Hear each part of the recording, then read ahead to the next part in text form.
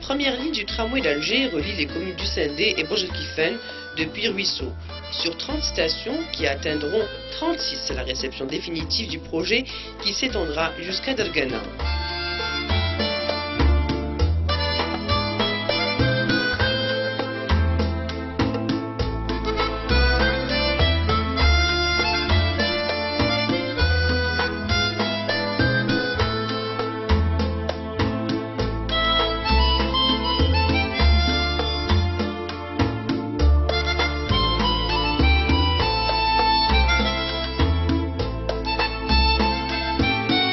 Elle dessert actuellement la commune du Sindé, la zone des bananiers, l'université Houari Boumedienne, le centre de Bourg-el-Kifen et plus tard prendra fin à Dargana.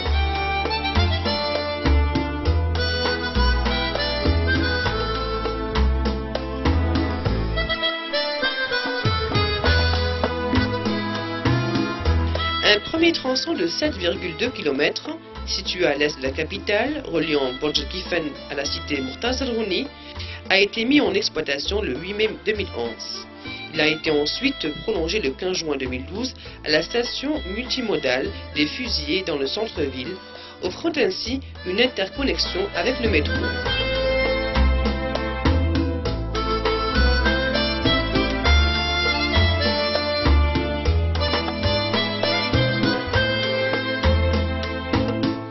Cette première ligne du tramway d'Alger est opérationnelle à 100%. Les 30 stations de la ligne ont été ouvertes au grand public et au niveau de chaque station, les billetteries sont ouvertes aux usagers pour l'achat de leurs billets. Les tripodes sont fonctionnels pour la validation des tickets avant d'accéder au tramway.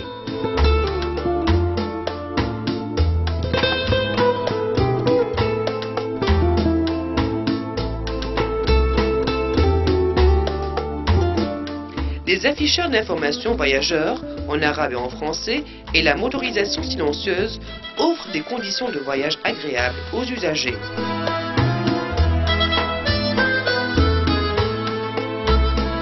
La conception actuelle veut que les points d'échange qui sont au nombre de 8 à savoir les Fusillés, Tripoli Mosquée, Caroubier, Saint-Mézan, Bananier, Cité Saint-Juillet, Cité Universitaire, Club 1, Mimouni Hmoud, participe de manière à créer un espace d'échange et de loisirs en plus du point de transition qu'empruntent les usagers.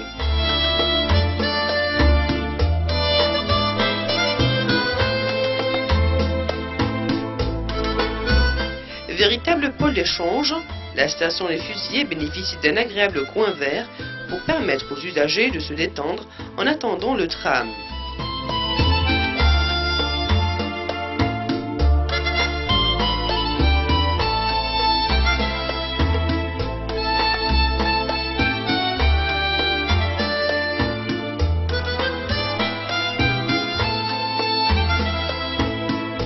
Tripoli Mosquée, un autre pôle d'échange qui se veut imposant avec sa belle mosquée rénovée dans le cadre de la revalorisation de l'espace urbain.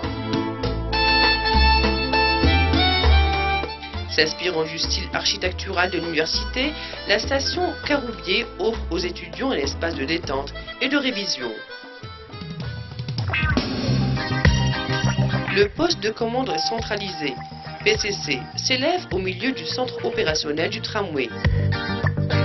24 heures sur 24, il constitue le véritable centre névralgique du réseau. Par son architecture contemporaine et par ses fonctionnalités sur mesure, il est à l'image du tramway, résolument moderne et intégré dans le paysage urbain. Le PCC gère en temps réel les lignes de tramway. Il est directement relié aux rames et aux stations par un système électronique de transmission. Ce dispositif lui permet de contrôler en temps réel la circulation des rames, aiguillage, signalisation, sous-station électrique et de gérer les communications avec les voyageurs, messages sonores, bandeaux lumineux d'information, réponse aux appels passés par les bandes d'appels situées dans les stations. Relié à un réseau de caméras vidéo, le PCC veille également à la sécurité des voyageurs à l'intérieur des stations.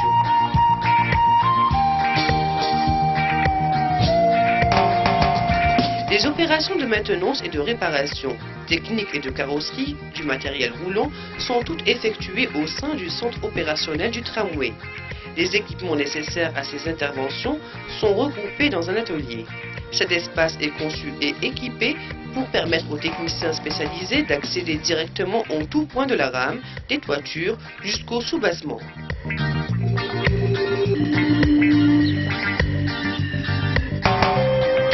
Dès la fin du service, chaque rame bénéficie quotidiennement d'un programme complet d'entretien et de nettoyage. Cette opération s'effectue dans un espace regroupant un ensemble d'équipements spécialisés. Dès l'arrivée de la rame, les techniciens procèdent au contrôle des niveaux d'huile de graissage, anti-usure des rails et anti-bruit et de sable qui garantit au tramway un freinage optimisé en toute sécurité. D'autres points techniques sont également vérifiés dans cette station. Périodiquement, les rames sont examinées dans un atelier, le tour en fosse, consacré à la révision et au renfilage des roues des rames. Ensuite, la rame est entièrement nettoyée, à l'intérieur comme à l'extérieur.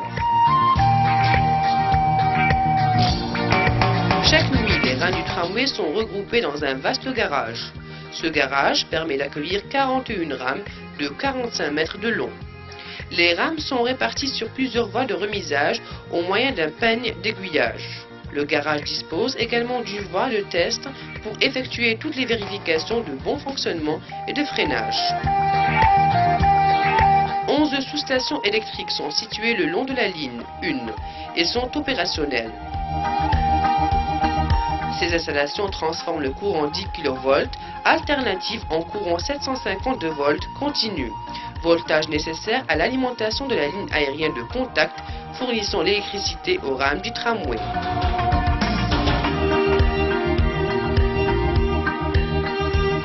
La sous-station électrique du centre opérationnel du tramway effectue cette opération et fournit également l'électricité de l'ensemble des bâtiments. 4 autres sous-stations électriques vont être réalisées avec les travaux d'extension de la ligne Borj-Kifen-Dergana.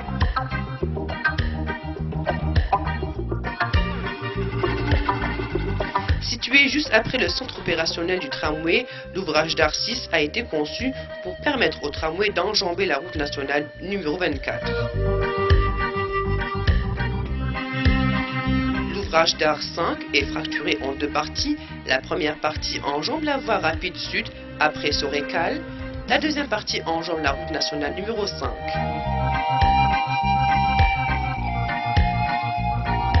L'ouvrage d'art 4, surnommé le Pont Blanc, a été réalisé en tenant compte de l'arrivée et de la charge du tramway.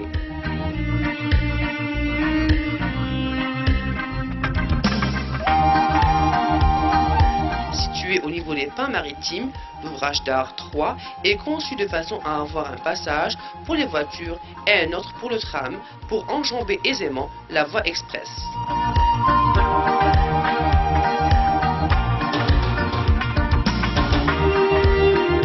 L'ouvrage d'art 2 permettra au tramway d'enjamber Oued El Harrach.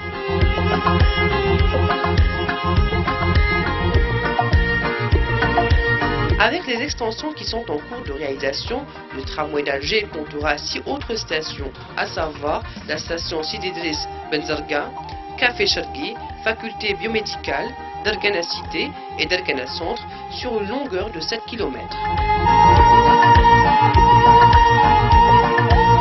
Le centre opérationnel du tramway, la 30e station située dans la daïra de Borj-Kifen. C'est à partir d'ici que prendra effet le prolongement de la ligne. Les travaux d'extension se dérouleront en 3 phases. Les travaux préliminaires consistent à libérer l'emprise du tramway de tout obstacle, à savoir les déviations des réseaux, électricité, gaz, télécom, eau. La deuxième phase concerne la mise en place de la plateforme du tram et voirie suivie de travaux d'infrastructure et ceux de la voie ferrée. La phase d'essai et de mise en service viennent en 3e position.